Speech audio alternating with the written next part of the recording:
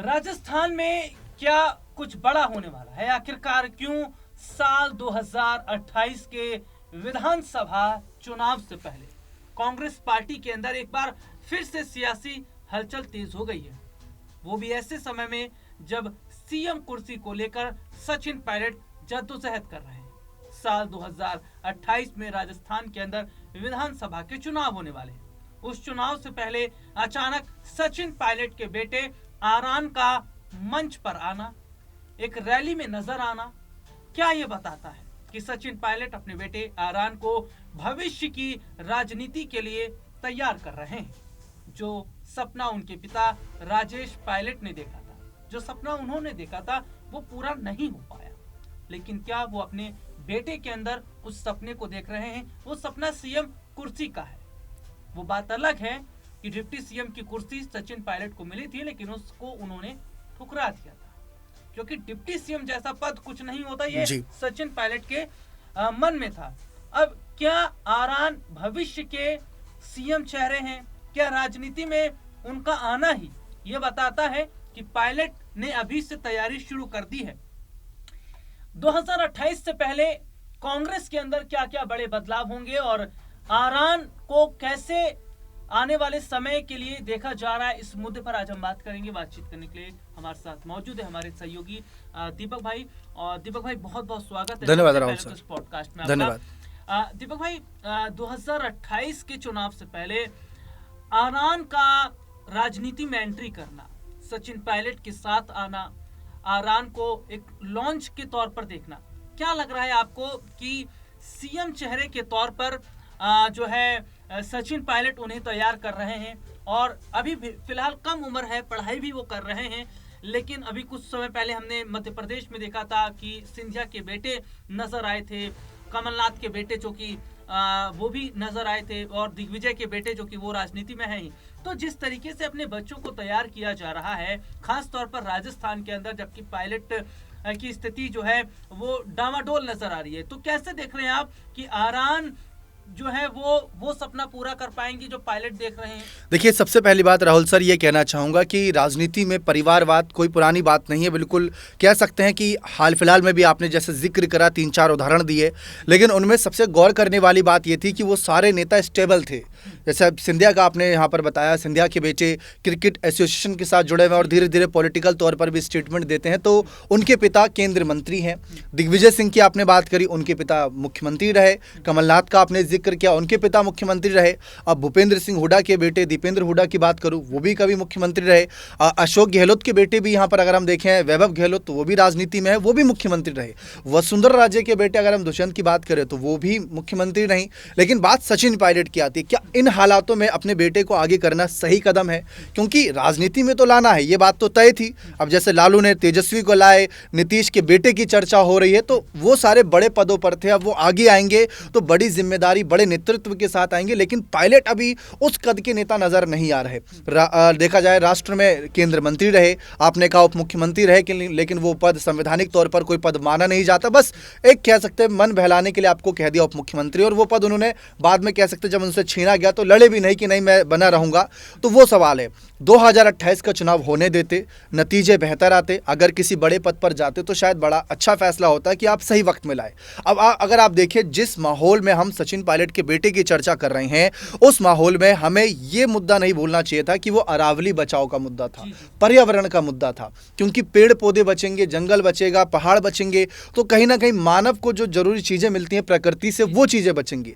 आज सचिन पायलट के बेटे की वजह से या उनके सियासी एंट्री के कदम की वजह से वो मुद्दा दब गया। अगर आपने गौर करी हो तो अरावली के मुद्दे पर अब कोई ज़्यादा बात नहीं कर रहा है। सबको यही कह रहा है कि सचिन पायलट के बेटे राजनीति में आ रहे हैं। उसको आप कैसे देखते हैं? एग्जाम्पल के तौर पर बीजेपी नेता किरोड़ी लाल मीणा से सवाल पूछा जा रहा है, वो भी कह रहे हैं इसमें क्या गलत है। तो आप खुद सोचिए कि जो मुद्दा बनना चाहिए था वो दब गया, और जो मुद्दा भविष्य में कभी सामने आता, अचानक से आता, वो अलग बात है। तो वो कहीं ना कहीं अब ज़्यादा उठ रहा है। और सचिन पायलट तो हमेशा हैरान करते ही हैं, क्योंकि जब 2023 का नामांकन उन्होंने किया तो पता चला कि उनका तलाक हो गया।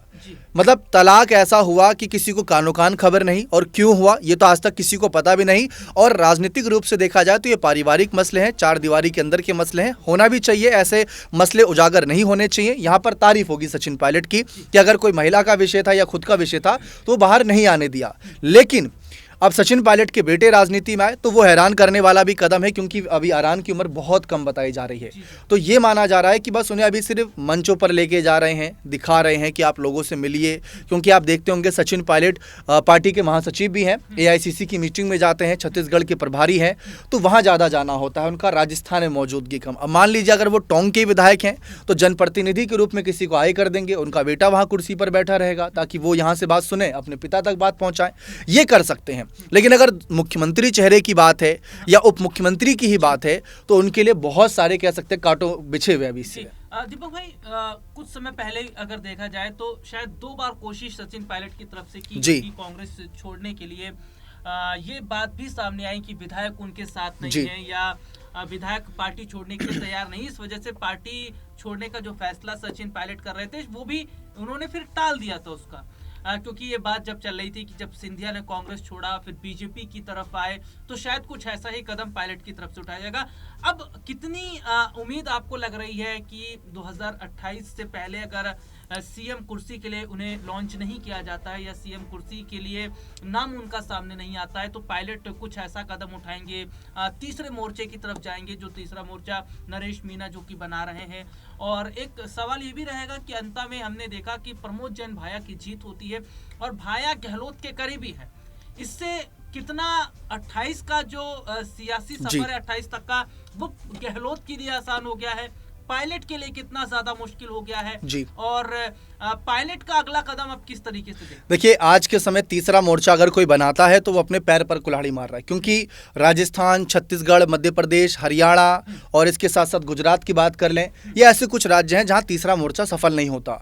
बहुत सी पार्टियां आई, अब हनुमान बेनीवाल की बात कर ले, उन्होंने पूरी जी तोड़ मेहनत करी। आम आदमी पार्टी ने 2023 में जी तोड़ मेहनत करी, चाहे हरियाणा की बात करें चाहे राजस्थान की बात करें, लेकिन क्या हुआ, निष्कर्ष उनके हाथ नहीं लगे। दूसरा, आप ये भी नोटिस करिए, अभी बिहार इलेक्शन हुआ, प्रशांत किशोर आपने नाम सुना होगा, कहते हैं हमने मोदी जी को प्रधानमंत्री बनाया, हमने नीतीश बाबू को एक समय मुख्यमंत्री बनाया। बहुत सारे मतलब ऐसे नेता जो आज बड़े कद के हैं वो कहते हैं हमने इनको बनाया, हमारी रणनीति ने बनाया, लेकिन उनका तीसरा मोर्चा कहाँ है आज आपने भी देख लिया। अब सचिन पायलट की बात आती है, उन्होंने 2 बार कोशिश करी, उनको पता चल गया वो कितने पानी में है, उनके साथ विधायक नहीं आए। और उसके बाद उन्होंने क्या कहा कि मेरे पिता ने इस पार्टी के लिए हमेशा अपना पूरा समय दिया, अपना जीवन बलिदान किया, तो मैं इस पार्टी को तो नहीं छोड़ के जा सकता। लेकिन ये वही पायलट हैं जो मानेसर जाके बैठ गए और वहां पर जो बाड़ेबंदी का खेल था वो हम सब ने देखा। लेकिन हालात ऐसे नजर आ रहे हैं कि सचिन पायलट कोशिश करते हैं और कोशिश करनी भी चाहिए, लेकिन खुलकर नहीं कर रहे। अब जैसे सवाल अभी हाल ही में एक पूछा गया था मीडिया के बड़े प्रोग्राम के दौरान कि आप क्या मुख्यमंत्री बनेंगे, क्या आप चेहरा बनेंगे, सामने दिग्विजय सिंह थे, तो सचिन पायलट ने कहा कि मैं फैसला नहीं कर सकता, ना आप फैसला कर सकते हैं, फैसला जनता करेगी। लेकिन ये बात है कि अगर आपको मुख्यमंत्री बनना है तो ये कहना चाहिए कि हाँ मैं मुख्यमंत्री बनना चाहता हूं, लेकिन ये जनता तय करे। ये कहना गलत था कि ये जनता फैसला करेगी कि कौन सीएम बनेगा। चेहरे के लिए आपको लड़ाई लड़नी पड़ेगी, जनता बाद में आपके लड़ेगी, पहले आप तो लड़िए अपने लिए। तो वो लड़ाई अभी तक नजर नहीं आई, लेकिन अब अपने बेटे को आगे कर दिया, तो बेटे के लिए सियासी भविष्य क्या होगा ये भी सोचने वाली बात है, क्योंकि बड़े से बड़े दिग्गज नेताओं के बेटे अगर आज हम देखें हालात क्या है। अब लालू यादव के बेटे की बात कर ले, पति पत्नी दोनों मुख्यमंत्री रहे, तेजस्वी कहाँ है, तेज प्रताप कहाँ है, तेज प्रताप हार गए, तेजस्वी चुनाव हार गए, मतलब ऑल ओवर हार गए, तो वो भी हालात देखने पड़ते हैं जी। तो देखिए, जिस तरीके से इस वक्त कांग्रेस का माहौल लग रहा है उससे देखकर ये कह पाना भी फिलहाल ठीक नहीं रहेगा, या जल्दबाजी होगी कि पायलट तीसरे मोर्चे की तरफ जाएंगे या पार्टी के साथ ही बने रहेंगे या फिर बीजेपी की तरफ जाएंगे, क्योंकि अभी पायलट की तरफ से कुछ इस तरीके के संकेत नहीं दिए गए हैं। लेकिन कांग्रेस पार्टी के अंदर जो बड़े बदलाव की बात हो रही है 2026 में कि पार्टी का नेतृत्व प्रियंका के हाथ में सौंप देना चाहिए, राहुल से जिम्मेदारी ले लेनी चाहिए। उससे पहले हम देख भी रहे हैं कि कांग्रेस पार्टी के अंदर फूट पड़ गई है। दिग्विजय सिंह ने बीजेपी और आरएसएस की तारीफ कर दी है, शशि थरूर ने भी दिग्विजय सिंह का समर्थन कर दिया है। तो यानी कि नेतृत्व जिसके पास भी रहे उससे पहले ही पार्टी के अंदर फूट पड़ती नजर आ रही है। अब देखना होगा कि कांग्रेस के अंदर ये बड़ा बदलाव क्या पार्टी को दो भागों में बांट देगा। तो आज का हमारा ये पॉडकास्ट जिस पर आज हमने चर्चा राजस्थान चुनाव को लेकर की, इसके साथ ही साथ कांग्रेस के अंदर क्या बड़े बड़े बदलाव हो रहे हैं इस पर बात की। तो फिलहाल इस पॉडकास्ट में दीपक भाई आपका धन्यवाद बहुत आभार, क्योंकि बहुत महत्वपूर्ण जानकारियां इन्होंने आज साझा की है।